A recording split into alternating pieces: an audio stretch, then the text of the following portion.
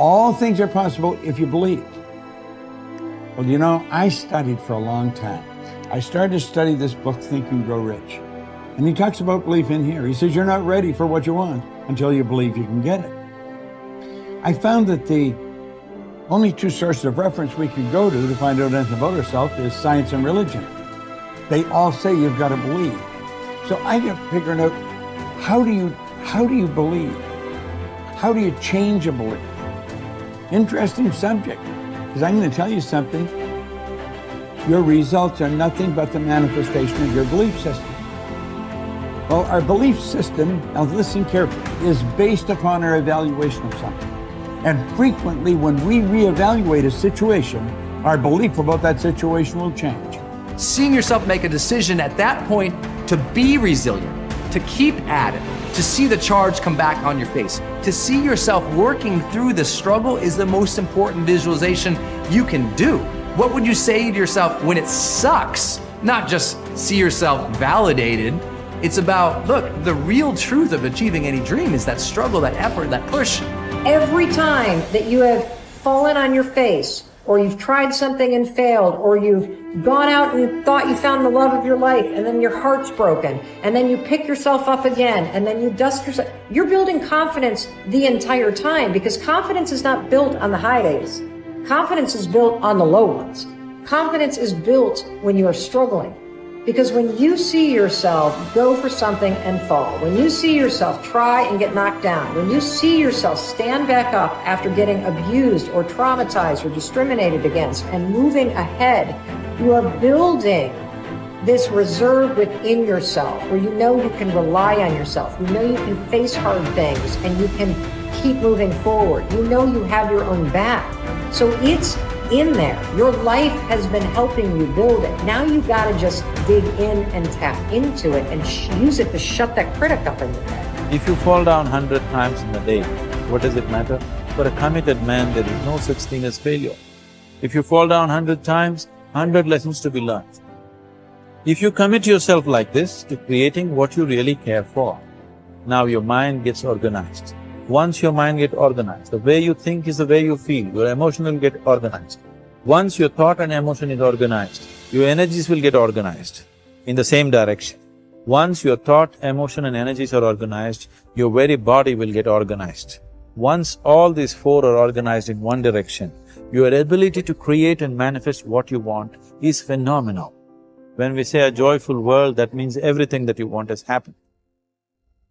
Aristotle wrote in his famous Nicomachean Ethics that the common aim of mankind is to be happy. However, each person defines happiness.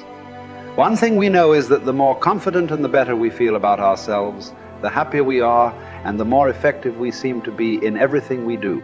Self-confidence, however, is really a state of mind based on your belief systems.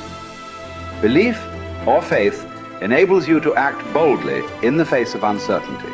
Confidence enables you to face changes and difficulties and unexpected setbacks with calmness and clarity, and allows you to respond more effectively under any circumstances.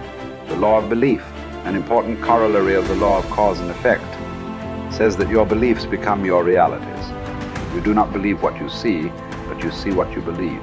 William James of Harvard said that belief creates the actual fact. In the Bible it says, according to your belief, it is done unto you. If you believe strongly enough and confidently enough, your outer world will tend to conform to a pattern consistent with these beliefs. In fact, your world today is largely an outpicturing of your innermost beliefs and convictions. You behave on the outside based on your beliefs on the inside. You see the world around you based on your beliefs about reality. Regardless of whether they are correct, how can you determine your true beliefs? Simple. You can tell what you really believe by observing what you do and what you don't do. You can tell what you believe by listening to your opinions, your conversations, and by noting your decisions. When you truly believe yourself to be an exceptional human being, possessed of remarkable capabilities, you will walk and talk and act that way, and your inner convictions will become your outer realities. As the Bible says, all things are possible to him that believeth. The law of incremental improvement is your key to an unlimited future of success, prosperity, and self-confidence. It doesn't matter where you are starting from. All that matters is where you are going. As Theodore Roosevelt said, do what you can with what you have, where you are. By applying the law of incremental improvement to yourself and your work, you can begin moving upward toward joining the great ones in your field. If you are doing what you love to do, and you are doing it with all your heart, by engaging in continuous personal and professional improvement, you can begin to move forward at such a rapid rate that it will astonish you. There is one small problem that you need to deal with before you become one of the best in your field.